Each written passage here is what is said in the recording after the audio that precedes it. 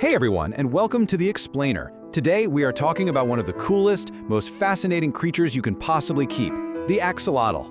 I mean, with their amazing ability to regenerate and that little smile they always seem to have, it's no wonder they've become so popular. But, that smile, it can be a little deceiving. Our mission today is to walk you through the 10 most common and frankly often fatal mistakes people make, so you can give these incredible animals the absolute best care. All right, let's get into it. So, does that famous smile hide a secret? Oh, you bet it does. Behind that cute face is a really specific, really sensitive animal, and its needs are just completely misunderstood by so many people, even when they have the best intentions. You have to remember, they're not like fish. They're not like other salamanders. They are their own unique, wonderful thing. And that's really the heart of the matter, isn't it? The stakes here are super high. Some seemingly small mistakes in their tank setup or the water can lead to a lot of stress, sickness, and even worse. But hey, that's why we're here. We're going to give you the straightforward, no-nonsense info you need to get this right from day one. Okay, let's start at the very beginning, the foundation. We're talking about the physical home you're building for your axolotl. Honestly, these first mistakes in the setup are some of the most common and, frankly, the most dangerous ones out there. First on the list, the tank is just too small. It happens all the time. Someone buys a tiny baby axolotl and thinks a small tank will be fine for a while. That is a huge mistake. A cramped tank will seriously stunt their growth and cause all sorts of health issues. And believe me, they grow shockingly fast. So starting small is just setting yourself up for failure. So what's the magic number you're looking for? Well, for one single adult axolotl, the absolute minimum tank length is 90 centimeters. And I'm really emphasizing length here, not height. Axolotls spend all their time on the bottom. They need that floor space to walk around. A tall, skinny tank does them absolutely no good. Okay, so that brings us to what you put on the floor of that tank, the substrate. Now, to understand why this is so important, you have to know how an axolotl eats. They don't chew their food. Instead, they basically inhale it. They open their mouths and just suck in a huge gulp of water and whatever else is nearby. And because of that vacuum cleaner style of eating, gravel and small pebbles are a huge no-no, absolutely forbidden. If they suck one of those in by accident, it can cause a blockage that's almost always fatal.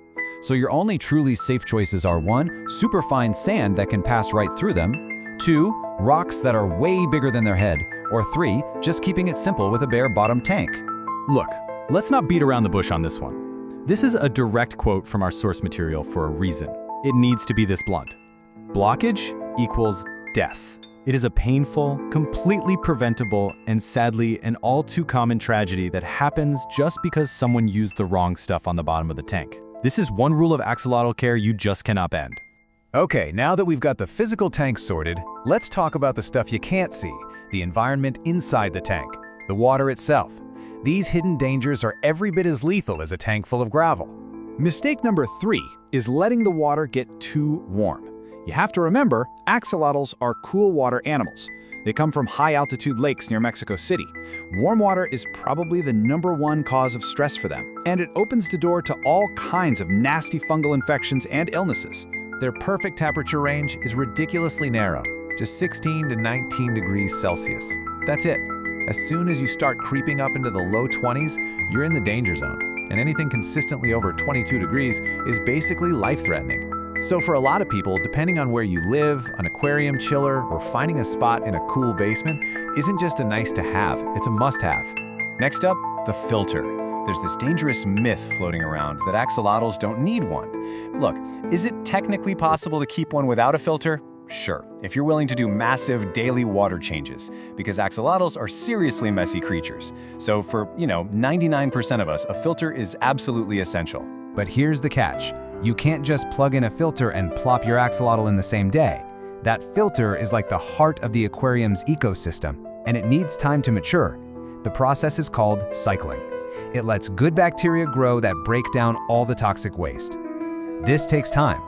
You have to set up the tank and let that filter run for at least 30 days before the axolotl ever gets there. It's a waiting period you absolutely cannot skip. All right, so we've got the house built. Now let's dive into the axolotl itself. This section is all about busting some of the most common myths and misunderstandings about how they act and how their bodies work, stuff that leads to really bad care decisions. So here's a quick rundown of the myths we're about to tackle.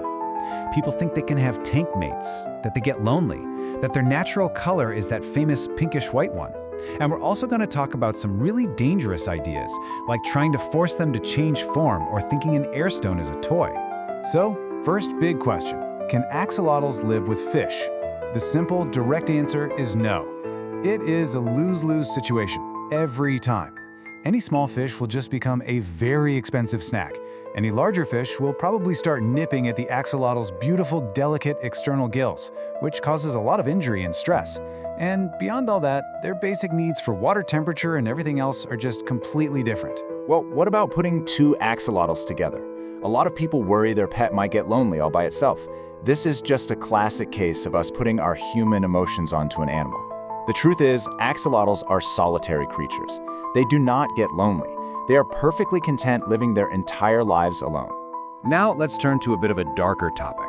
Axolotls are what's called neotenic, which is a fancy way of saying they stay in their baby-like aquatic form their whole lives. But some people try to use hormones or other weird methods to force them to change into a land-dwelling salamander. And this brings up a really serious ethical question. Is that an okay thing to do? The answer is a hard, emphatic no. This is not some cool science experiment you do at home, it's just cruel. Forcing them to metamorphose causes guaranteed suffering. It slashes their lifespan from over a decade to maybe a year or two, if they even survive the process at all. It's just an unnatural, unethical, and horrible thing to do. Okay, let's lighten it up a little and talk about a common tank accessory, the air stone. For anyone who might not know, it's just a little porous stone you hook up to an air pump and it makes bubbles in the water. Truth be told, in a well-maintained axolotl tank, you probably don't even need one for oxygen. But a lot of owners put one in because they see their axolotls snapping at the bubbles and think it's playing. Let's be really clear here. It is not a game. The axolotl is attracted to the movement and the vibration, and it's biting at the bubbles because its instincts are telling it that might be food. It's not fun for them. You're just constantly tricking their basic hunting drive. It serves no purpose at all. So, we've gone through a whole lot of don'ts. Let's wrap things up by shifting gears and focusing on the right way to think about this. What does it mean to truly care for one of these unique animals? It really all boils down to a commitment to do your research from good sources, to respect the axolotl for what it actually is, a cool water, solitary, forever young creature, to observe its real behaviors instead of just projecting your own feelings onto it, and most important of all, a commitment to provide the right environment without cutting corners for its entire life. And that really leaves us with one final big question. And it's not just for axolotls, but for any animal we bring into our home. Are we ready to put in the work to care for an animal for what it truly is, instead of trying to make it fit into some idea of what we wish it was? The answer to that question, well, it makes all the difference in the world. This has been The Explainer.